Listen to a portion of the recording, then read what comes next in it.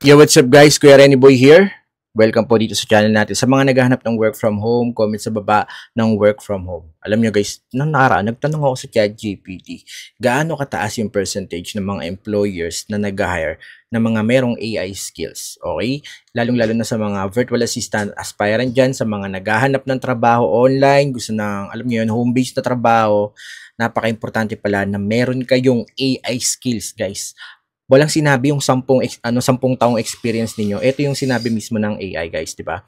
So, regardless kahit 10 taon, 20 years ka na nagtatrabaho diyan sa niche mo na 'yan, mababaliwala kung wala kang idea sa AI.